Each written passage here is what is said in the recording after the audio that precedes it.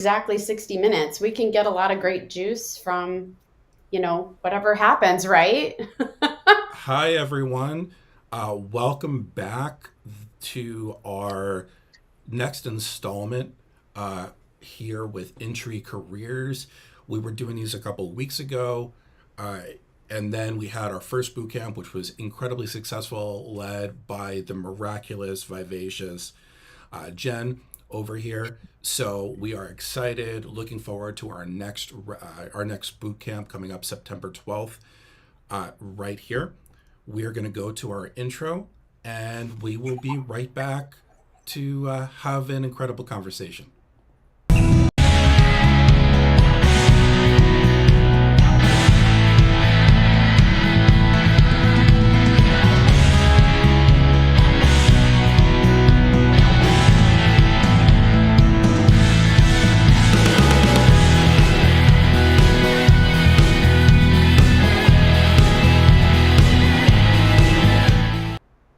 Welcome back, everyone. Thank you for joining us. As we get started, I just want to say hi. Thank all of you for tuning in. Please let me know where you're coming in from. And also, let's do this. Let us know what the hardest part of your job search is. That is something we can absolutely address and take into account as we go forward, because we are going to be live every Tuesday and Thursday leading up to the boot camp. I am your host, Dan Roth, filling in for Jen. Jen is usually the one that's going to be doing all the talking. I talk enough in my personal life, but for this first one back, I'm going to be helping out. We're going to get started by introducing our esteemed panelists. Here, each of us is an expert within the Landing Your Dream Job boot camp, and I look forward to everybody getting to meet those that have been here before and also those that we're bringing in brand new. So, speaking of brand new, Tanya, you are an exceptional, brilliant addition to the group.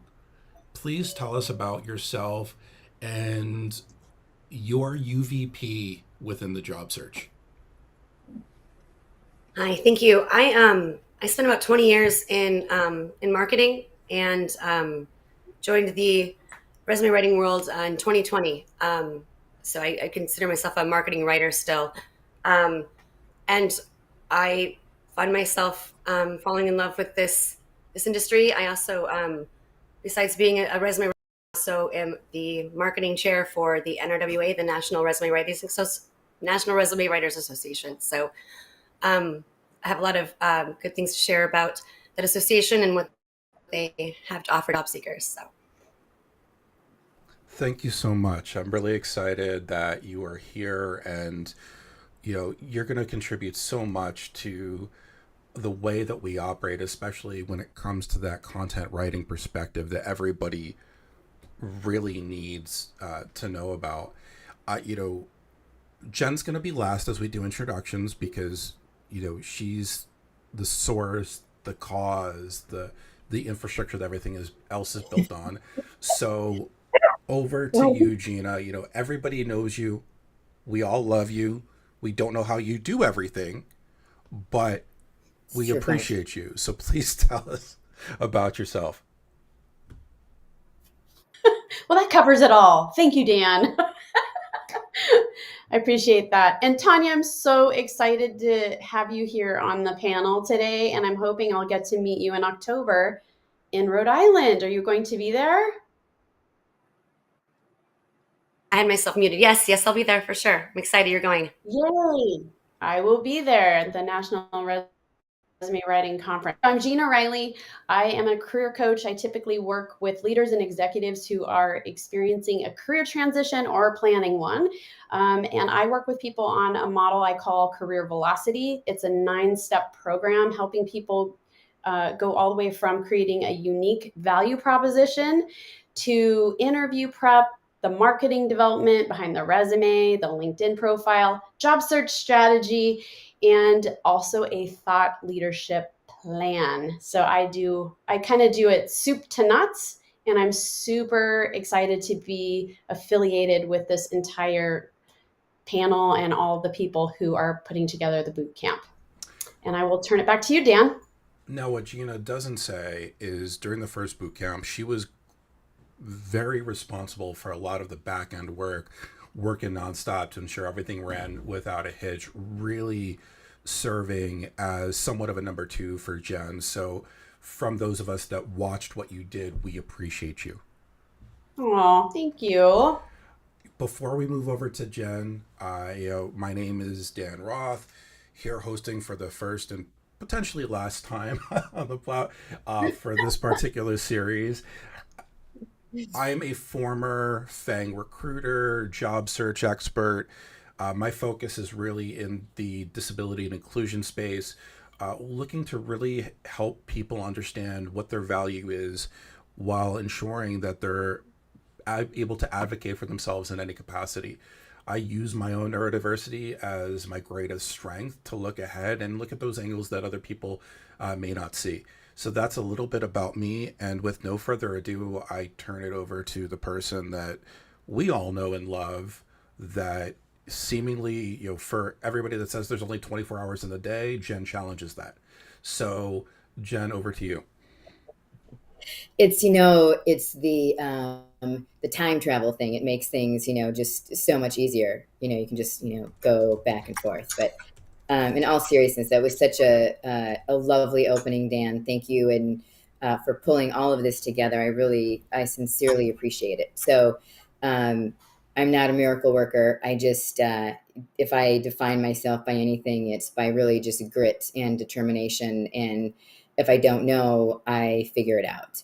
And so I run a company right now that's called Entry Careers, and we started out as a platform where we built software to get resumes through applicant tracking system software, which I know is a divisive topic, and I like it. I'm okay with the divisiveness, and I want to, really shine a light on what's happening with candidates who are applying for jobs and they're not getting through and they're not getting the interviews. And it's not because they don't have a kick-ass resume that's been done by Tanya or the direction by Gina, right? There's a lot of technology that we need to unpack and we need to shine a light on it. And our goal in doing these lives is to fill up everybody's tool basket.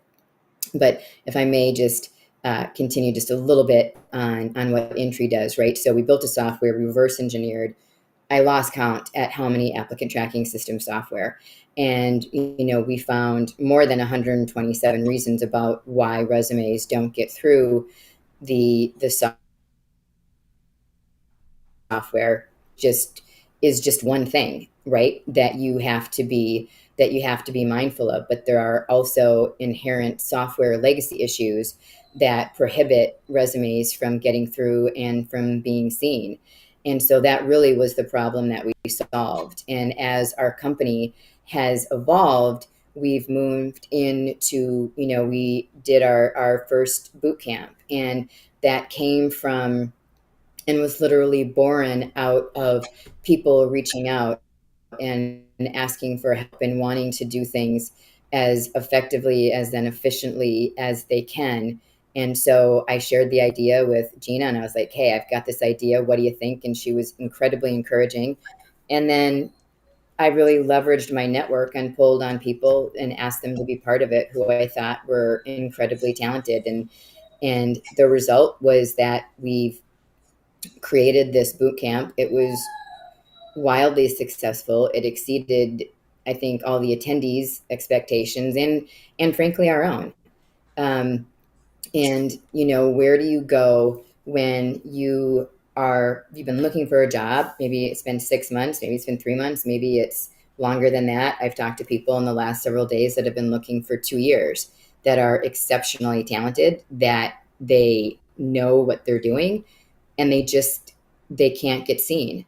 And that's really what this evolved into, right? Was helping people to get seen and navigating the technology and understanding your UVP, which is your unique value proposition. How do you turn yourself into a brand? How do you build a resume that's going to get through? And just to be clear, we're a technology platform. We don't do what Tanya does. We don't do what other resume writers. We don't sit down and say, here are all the things that you do. But what we do is take something that is as brilliant as Tanya's written. And I'm not saying that to be gratuitous or pandering. Those of you who know me know I'm absolutely incapable of pandering. It's a genetic defect. But, taking something that she's written and turning it into something, on the top is a really brilliant resume, and underneath is sort of where the magic happens. And, it's patented. It took us a long time to build it. And we're really proud of that. But circling back to, what Gina does and what Tanya does and what Dan does in recruiting, we wanted to build something that was a 360, right? And do it in a really efficient time where you get tangible results. You get a UVP, you get a LinkedIn banner, your page is updated, you get a incredible resume from Tanya. We turn that into an ATS resume, right? We teach you how to optimize your LinkedIn page. We do it with you. Guys, what else? Like you take an assessment, we figure out where you fit, we peel back the onion, we see where things are broken, we create a job roadmap for you, we create a networking strategy, we create messaging. How do you interact with recruiters? How do you interact with hiring managers? All of those things. And then I think what a lot of people don't do is we have a mental health section where, if you've been looking for a job for a long time, it has a ripple effect in your life. Your relationship with your partner, your children. How do you pay your rent? How do you pay your mortgage? How do you pay your car? How do you pay for your health insurance? When does your unemployment run out? And then feeling like you're not enough. And so like we do all of these things in 2 days, and is not for the faint of heart, but it is exceptionally done. This is also turned into another opportunity for us as a company where we are doing outplacement services for larger companies that have done a reduction in force. And so it sort of snowballed into this other business that, knock on wood, is pretty great. So I think, Dan, sorry, that was a bit of a monologue. Sorry, y'all. No. Does she have guilt? Maybe. No, it was great. And the great thing about live is that we don't always have to stay on script. And one of the things I was thinking about is what my biggest takeaways were from being one of those experts. And there's moments within everything that you meet people that they expect you to help change them, but they wind up changing you. And there were a couple of individuals in particular that I'm thinking of. I'm sure that you're on the same lines with me, that we saw these breakthrough moments that it gets you emotional. It gets you excited and sentimental about why we do what we do. And that was such a beautiful thing. And I know Gina and I know yourself, and you talk about mental health. I can't not mention Anna Lang. As experts, we get to meet other experts, and I wound up working with Anna as a result of how impressed I was by her, which is such a beautiful thing. Now, going in and looking at one of those things that you're talking about, how to develop your resume and how to develop your narrative, something that I was talking to Gina about yesterday, which feels apropos to segue into, is everybody goes through this idea of the tell me about yourself narrative when it comes to interviews. But we also look at what our brand messaging is and our brand narrative. A lot of people get that confused. And that's one of those things where there is a difference within those. By the way, welcome, Lauren. Great to see you. I had you all set up. I wanted to make sure you were with us right away. So Lauren is another one of those exceptional experts that was with us the last time and made such a huge imprint. We were getting rave reviews about how incredible Lauren was, and anybody that's watched her on this platform for the years she's been doing it, that should come as no surprise. So before we get into the question, I'm going to ask it again now that Lauren's here. Before we get into that, Lauren, can you tell everybody a little bit about yourself and what your specialization is within the sphere? Yeah, of course. Hi, thank you for having me. Sorry I'm a few minutes late, everyone. I am a recruiter and I am late because I was on a call with a candidate for a screen for a new job. We're going to move That's forward awesome. for an interview, so that's wonderful. But I am a recruiter. I've been a recruiter for 2 years now. I have my own company in South Florida, which is sunny today and beautiful. And it was wonderful to be part of the group last time and just try to provide impact. I do a lot of content and branding and helping people fix their job search strategy. So just excited to help and do it again. Really appreciate you being here, and no apologies needed. For anybody that knows me, you know that I'm all about not needing validation, and we come as we are, right? We want to be accepted for who we are, and that really starts within the confines of our peers, and that's exactly what it is here. So, Lauren, before you jumped on, one of the things we were really starting to talk about is the differentiation in how we conceptualize our brand narrative versus our tell me about yourself narrative. So I'm going to turn it over to Gina. Gina, I know this is something that you are really focusing in on. What is it about those that question that throws so many people off, and how can we really adapt and help people overcome? Yeah, it's a tough question. And I would say most people get asked something along those lines at the beginning of each interaction with a recruiter or a hiring manager or hiring team because it warms up the room. It's just kind of a way to get the ball rolling.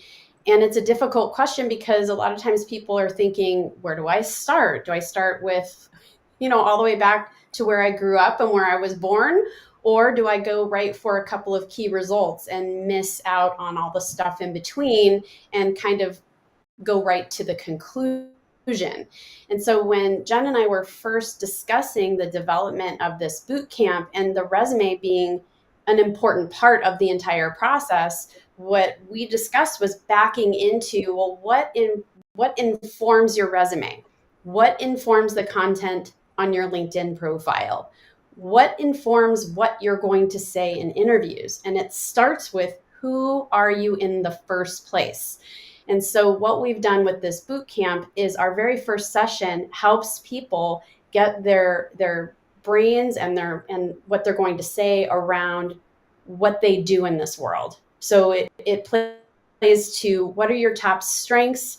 What is your personality? What are the skills you really enjoy using? What key results have you gotten throughout your career? And what we've done is we've shaped it in such a way that when people begin the boot camp, they are already prepared to explain their unique value proposition, because it is so important to be able to differentiate yourself between another candidate who has the same initial toolkit. So that's what we call table stakes. The people that are already in an interview process have those minimum qualifications to get that job. You need to figure out what it is you're going to say that differentiates you from the rest of the pack. Thank you so much, Gina.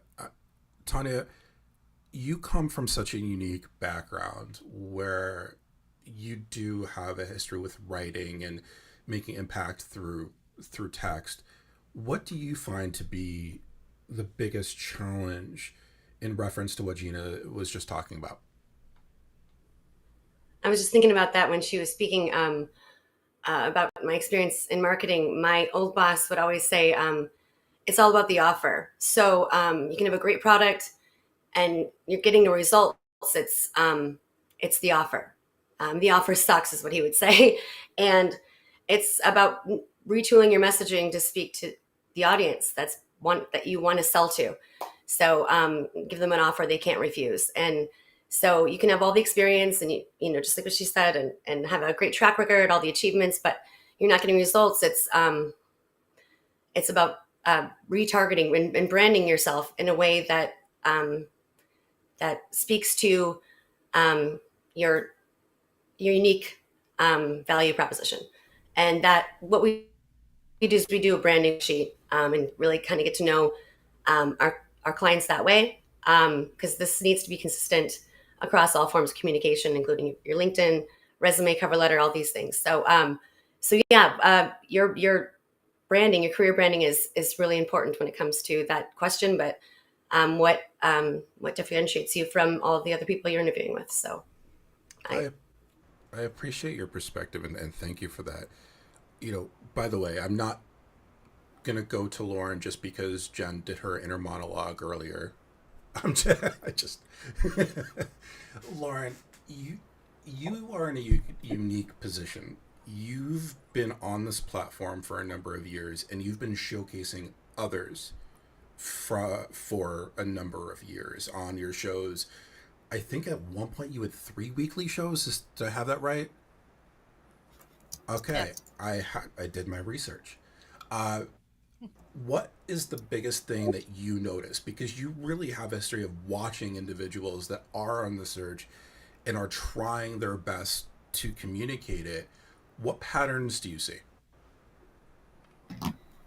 So I love that you brought this up. One of the biggest things I notice on the show and with candidates in general is everybody's told that you have to be a great storyteller. I agree with you, but I want to edit that a little tiny bit. And I want to tell you that you have to be a good story seller.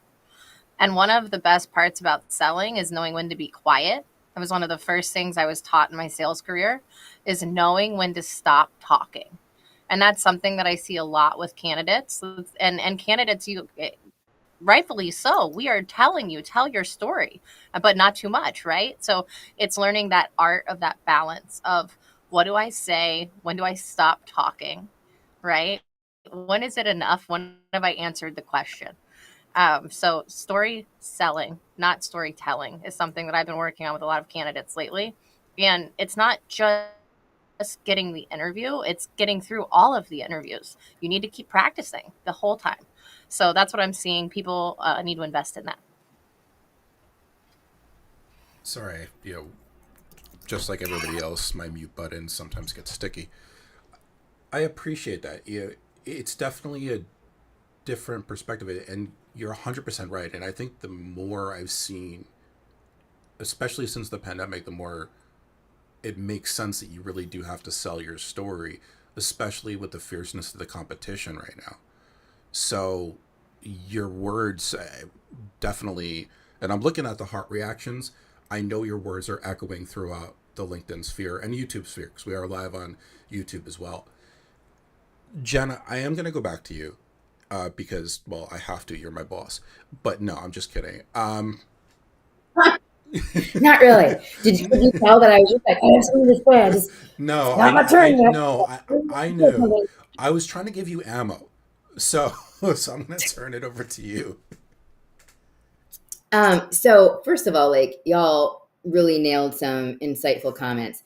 There's one thing I think that we learned from doing this boot camp that became more obvious to me, that you can be really, really smart and you can have all this great experience, but if you can't articulate who you are and what your brand is, if there's 50 people applying, you got it through, there's 10 more candidates, maybe you made it to whatever, like being able to be granular about who you are and what you're good at and how you articulate that is really important. And I think it's becoming more important than it was 3 years ago, than it was 2 years ago. And I think today it's critical. It's not like it's a nice to have, it's a need to have. And I was talking with someone earlier today who was super smart, very accomplished, and was a bit of a Swiss Army knife. And that is really hard to define when you can do so many things. And, when you're talking to people and you're doing the interview, you want to be like, okay, but I can do this, and I can do this, and I can do this, and I can do this. I'm so great. Why would you not want to hire me? I can do the jobs of 5 people. Right? But that's not really what people want to hear. They want to hear, like, here's what you're really good at. It's great that you can maybe do these other things, but what's this one core thing that is your stake in the ground that really separates you from everybody else? And I can say, you know, there were a handful of people in our previous boot camp that I can't say anything too specific because, you know, there's confidentiality, but one person in particular had done these really amazing things that we've probably all read about, but wasn't anywhere on the resume. It's kind of an important thing to put that you did these things on your resume. These are like major differentiators.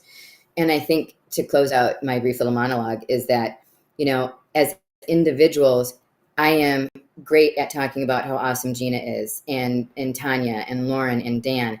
I'm not as great talking about myself. Frankly, it makes me really uncomfortable.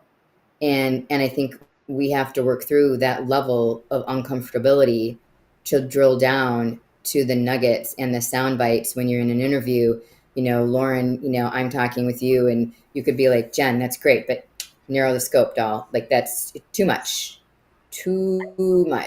And I think we're all kind of at fault for that. And now that technology is playing such a major role in all of this, like, it's one of the things that we wanted to talk about on this live is crafting your narrative.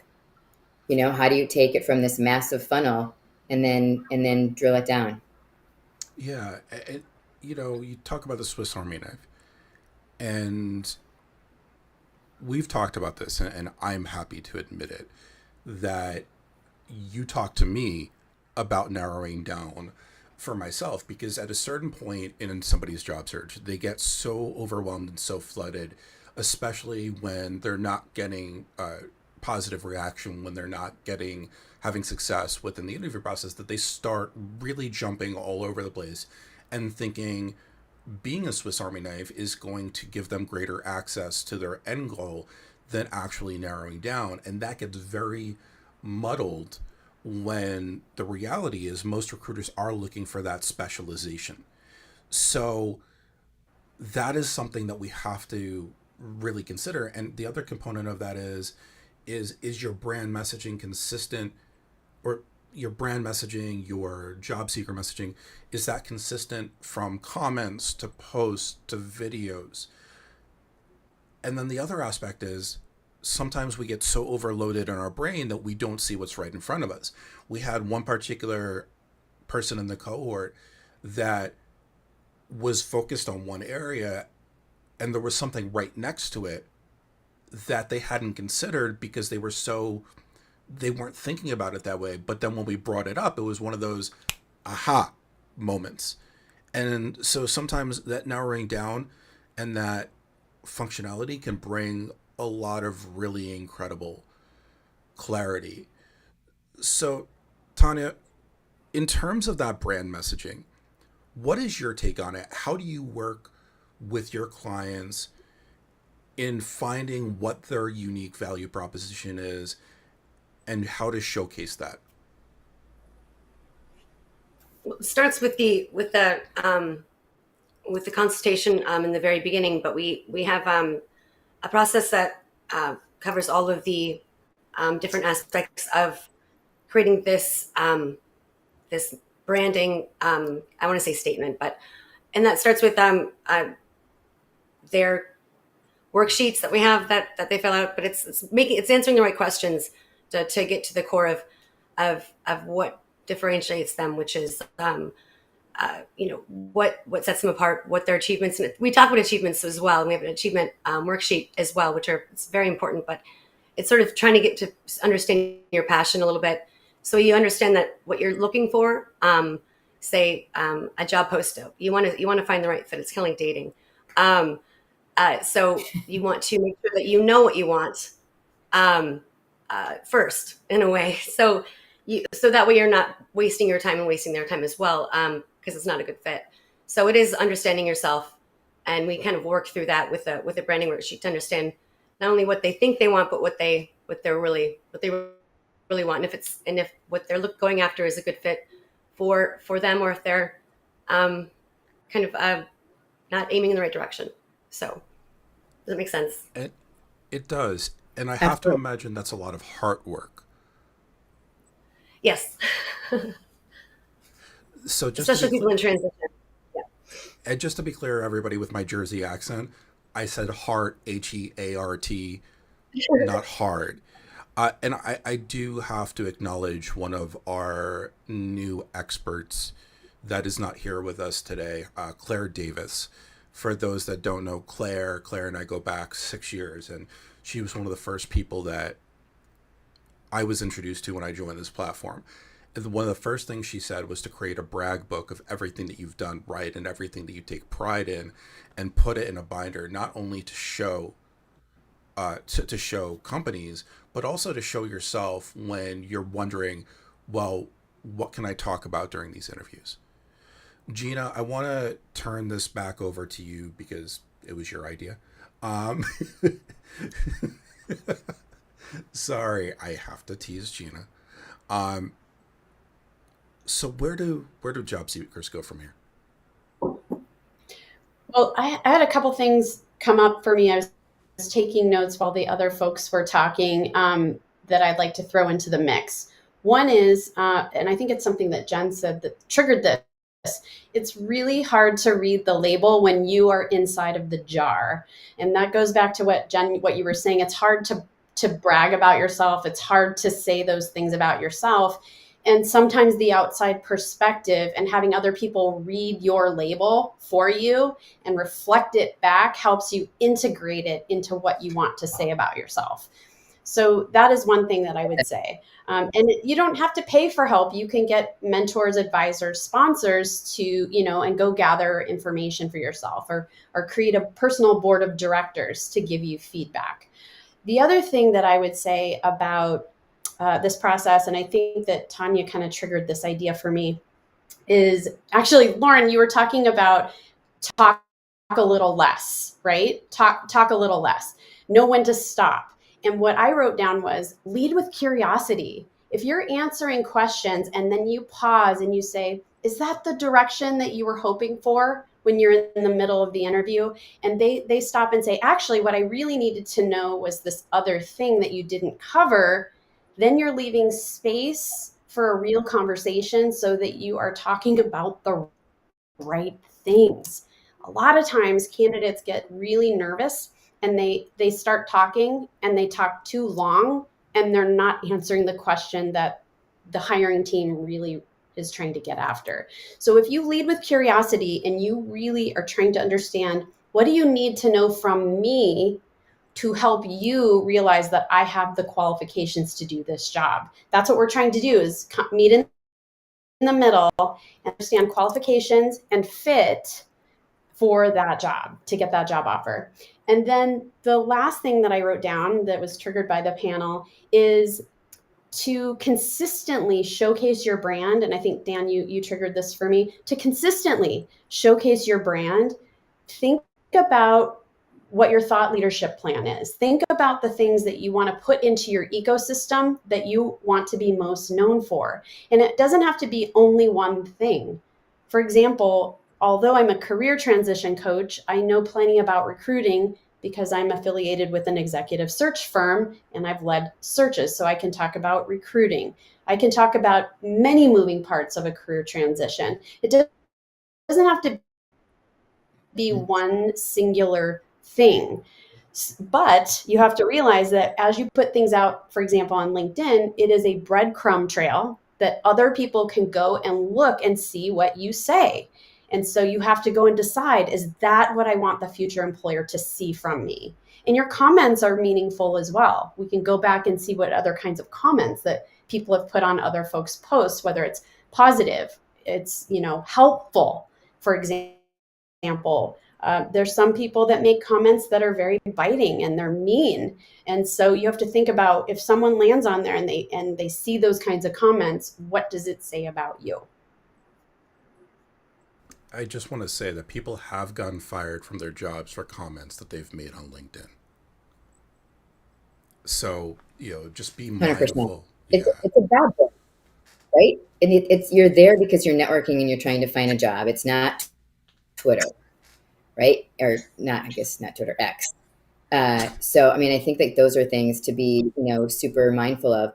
And I know it's not my train of talk. I just want to say one quick thing, and that is there are some times when you have to respond, right? If someone is trolling you or they have said something that isn't accurate, that reflects poorly on you, but there's a way that you can respond that shows maturity and leadership.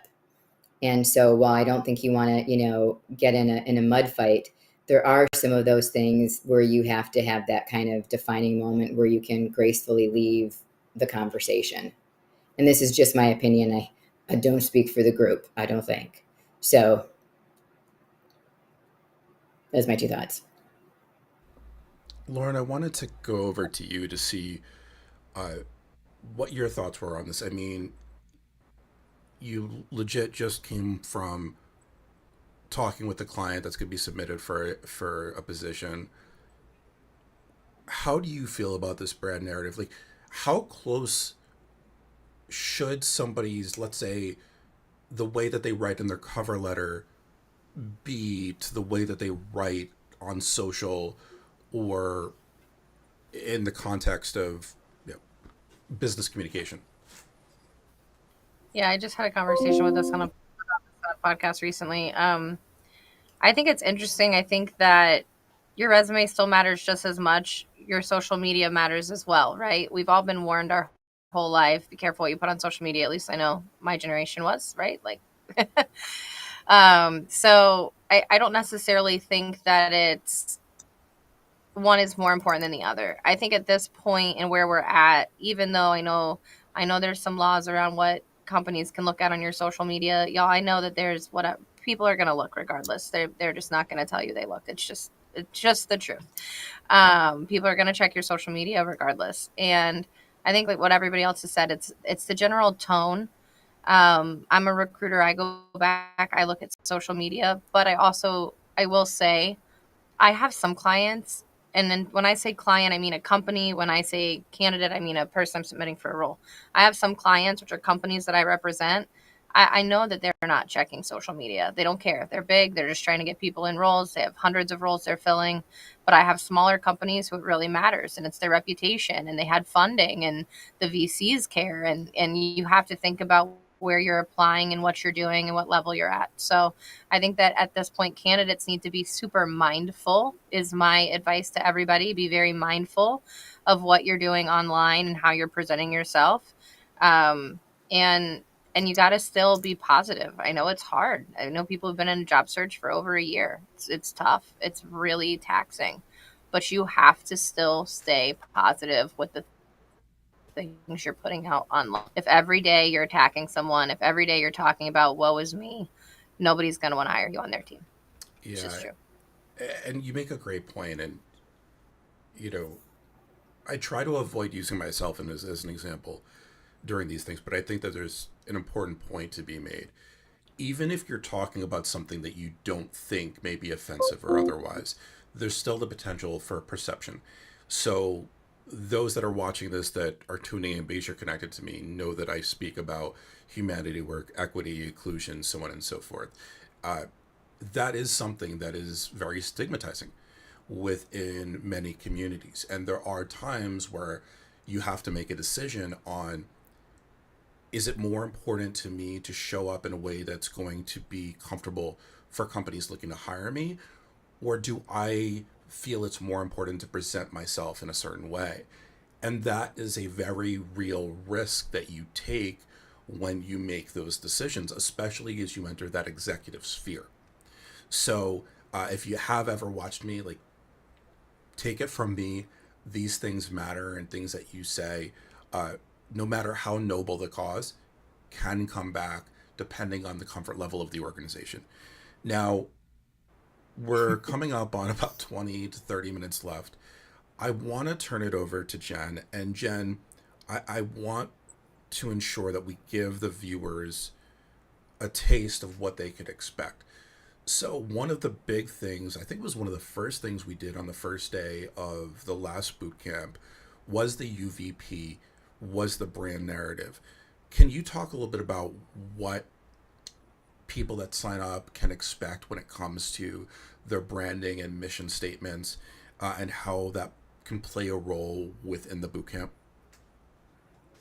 Yeah, I mean, I can talk to it a little bit, but I think, like, to be clear, part of this UVP, is from Gina's program, and, the book that she's writing. I just want to call out, she's writing a book. I feel like the underachiever in the group, but the UVP, your unique value proposition, is critical because it's really how you start and tell your narrative with your resume and with your LinkedIn profile, and how you speak about yourself in resumes and in your interview. And I think one of the things that we did was there was a lot of back and forth about, this is an intense boot camp, right? This is not for the faint of heart.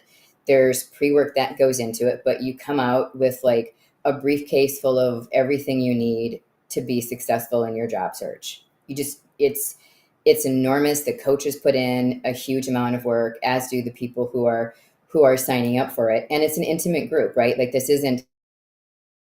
aren't going to be people on this boot camp because that's not what we're doing, right? This is curated, it's specific. But back to your question, the UVP is the cornerstone for everything that we're building upon, right? Like the who you are at your core. And then, it's like that's the circle. And then there are other circles sort of outside of that, kind of what Lauren was talking about. It's like you want to be specific. But then, as you get further in, like the circle and the communication and your knowledge can get a little bit bigger. But the UVP is to keep it tight so that people know who you are. And we as coaches and subject matter experts in this space can guide you and help create content for you that is a reflection of your brand. Gina, did I do you proud? I want to, I feel a little bit of pressure with that. Well, I was gonna turn it over to Gina anyway. You did amazing. I mean, Daniel, best job. I'm not supposed to swear. Sorry. Whoopsies.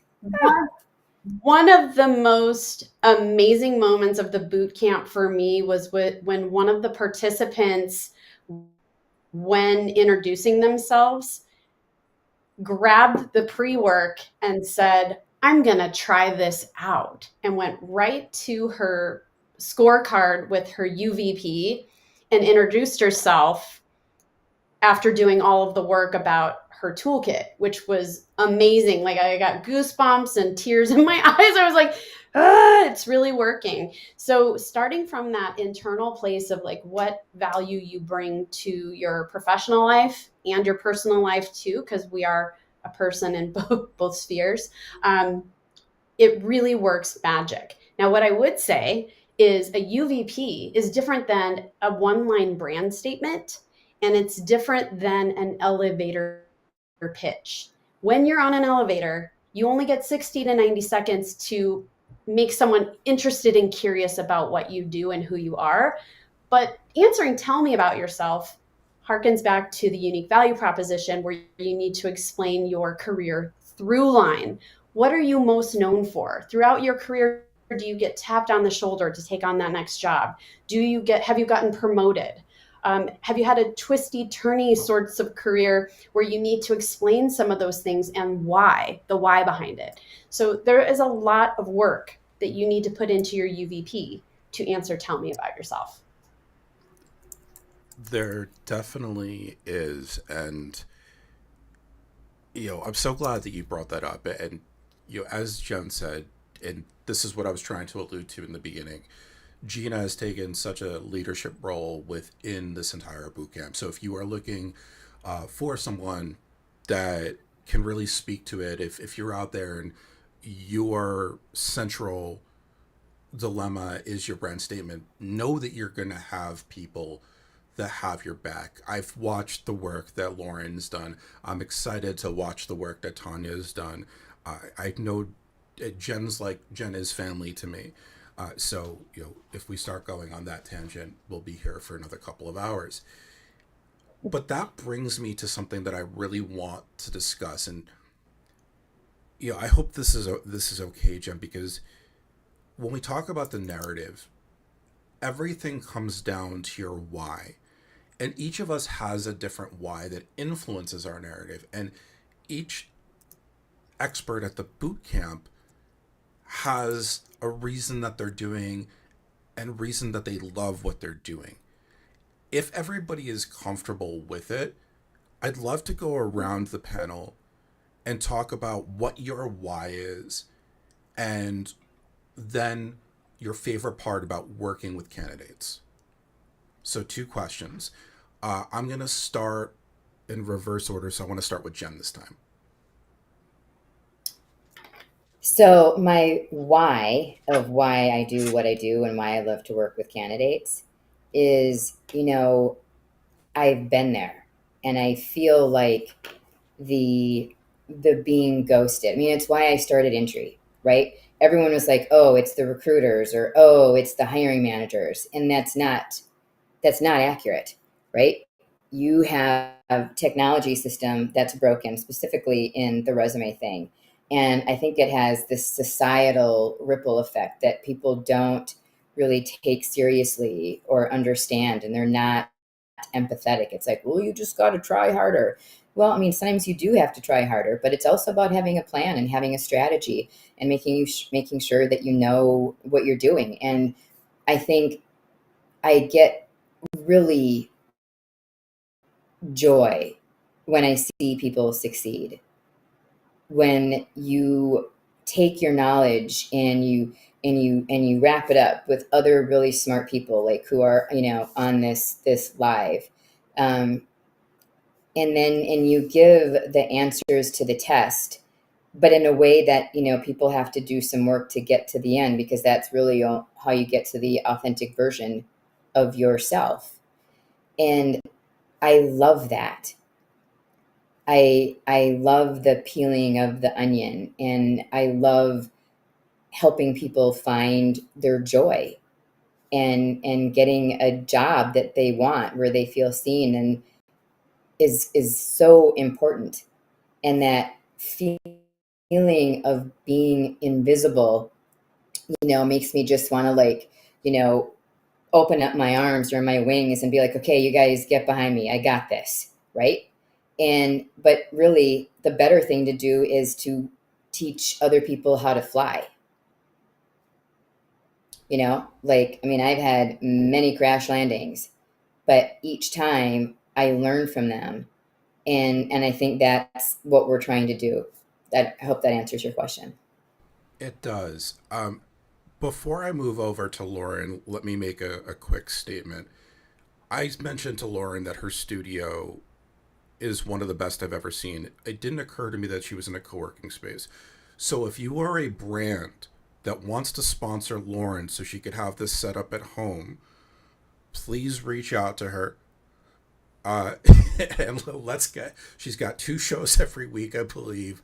So plenty of opportunity there. I'm not going to call out any brands, but you know who you are because I'm connected to you. Oh, just Lauren, what's your why and your favorite part about working with job seekers? Yeah, for sure. So my personal why as to why I got into recruiting was about me. If I'm being honest, mental health. I had a young son, and I needed a role where I could have unlimited earning potential. And I couldn't have that in a corporate role.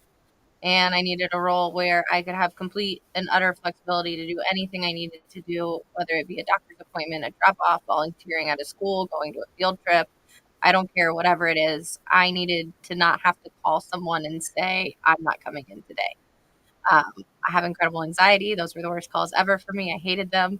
I would literally call off before I even knew I had to call off and say, I'll call you again if I can actually come. Like, it was the worst for me. So I needed to be able to do it for myself. And then in turn, being able to have other people work for me who are in similar situations, who need that flexibility, need that autonomy, and being able to kind of share that with other people who also need it. And people don't know what they don't know. So that was the last part of my why. I'd been working with recruiters before. Nobody'd ever been very transparent with me through the whole process. And I wanted to change that experience, not just with clients, but with candidates as well. So I work really hard to make sure that I'm as transparent as possible and people understand everything on behind the scenes, because it's their career and it's their life, and I want them to know I'm just as invested with it as they are. Thank you so much. Did I answer And everything? yeah, no, you're good. I appreciate you. Okay. Remember sponsors, Lauren over here. Um, no, I definitely appreciate that. If it's okay, I'm going to give my why because I really want to end by highlighting uh, the ladies. So there were two whys for me. One was growing up neurodiverse, ADHD, body dysmorphia, eating disorder. I didn't see anybody out there that looked like me that talked about what I talk about, and I felt very alone. My goal is to normalize conversations so that people feel comfortable having those. And then the second why is my twin daughters. Uh, they're not growing up in a world that they could be anything that they want to. They're not going to get fair wage. And as a father, it's my obligation to do everything in my capacity every single day to ensure that the world's a little bit better by the time that they grow up. As far as what I love about this, I love seeing people figure it out and have that internal realization and the spark they get in their eyes. That's something I got to see during the last boot camp. And it's the memory that's going to carry me on through dark days. Jen, you were there for that. So, um, Yeah. Gina, I'm going to go over to you, and then I'm going to finish up with Tanya. And yes, I'm highlighting Tanya because those of you that have been here have heard the rest of us speak on the previous ones. I want to make sure we give Tanya her time so you get to know her and exactly why she was chosen and what makes her so special. So, Gina, without further ado, over to you. Thank you. I look forward to that too, so I'll make it brief. My why in what I do is it really comes back to my time in high school and being exposed to leadership development programs where I learned at a young age how to communicate better, more effectively, and really land with other people and build stronger, healthier relationships. And so my entire career, I've been on a journey to get to a place where I not only communicate clearly and succinctly, but I enjoy helping other people figure out what it is that they need to say so that they land and so that people can hear what they have to say. So I would say I am a jar label reader. I love Sorry, that. like when you said jar label reader, my initial reaction was, do I have to clean up a mess in the other room? Sometimes it's messy, Dan. Yes. If you knew my children, you would know it's always messy, Gina.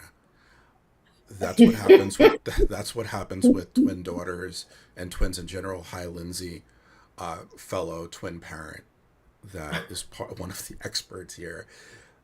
Tanya, this is our first interaction. It's been such a pleasure and honor getting to listen to you. I was really excited to get your perspective, which just makes me even more excited to understand your why and what you enjoy so much about this. There's a lot of why. So I don't want to get into all of it right now, but I think that my why happened when I was getting burnt out in marketing. I have a lot more why, but how I came to this point was I was helping companies make money, and I wasn't fulfilling. It made me feel the ways that we went about it too. I mean, the marketing, the digital marketing, what we did was it was cutthroat. It was painful. And when I started helping people make money, it was so much more fulfilling. Helping people find their dream jobs. It's what I needed after so long of wondering why I was so unhappy in my career. I enjoy this so much. I know that the job market is tough. It's saturated. I know that I talk to my friends and my clients, and they talk about how painful it is. And I try and reduce that pain by giving them,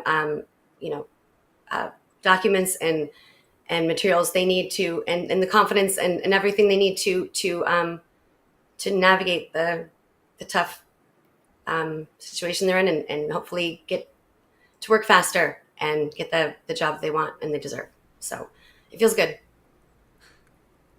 I really appreciate that, and I look forward to learning more and more about those extended reasons for your why. I appreciate you sharing. As we get ready to close up, I'm checking to see if there's any questions in the audience. I believe so. One of the questions that I'm seeing right away is from, see now, because I pronounce you Tanya, I'm not going to know whether it's Tanya or Tanya. Over in the community, what would you say is the difference between the USP and UVP? Gina, this topic started with you. I might as well throw it to you. What would you say is the difference? The difference between a UVP and a what? I'm sorry. USP and UVP. Unique self. You know what? I think that's interchangeable. And I think that for those of us who do coaching and we help job seekers, I think it's a little bit splitting hairs on the differences, honestly. And the beautiful thing about those of us who have come together for the boot camp is we're really supporting each other's sessions and the content that's been developed. So it's not a competitive thing over who's right or wrong. It's about bringing value to each of the participants in the boot camp. So, if someone wants to call it a unique selling proposition, I'm all for it. I think that there's specific components that go into selling yourself.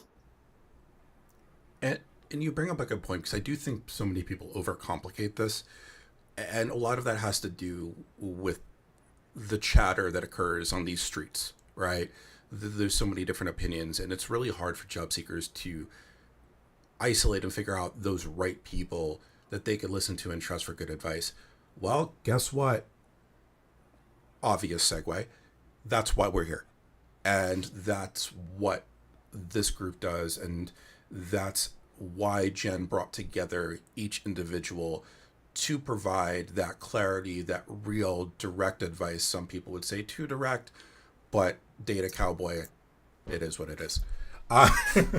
So we are good with that.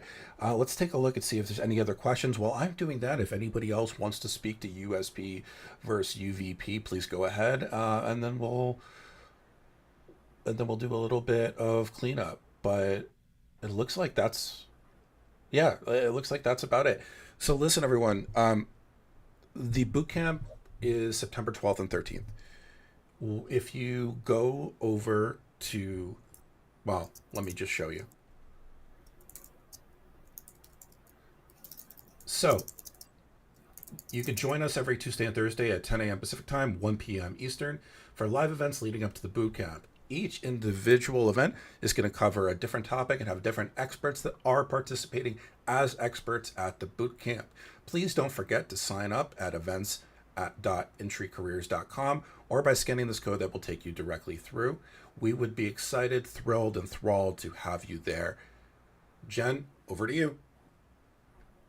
I just really want to end with a big thank you to Dan for you to putting this together, and Lauren and Gina and Tanya, and to everybody who showed up to listen to this. I hope that you got some nuggets of information and inspiration, and it's we're all really here to help. So thanks for making time in your day for us.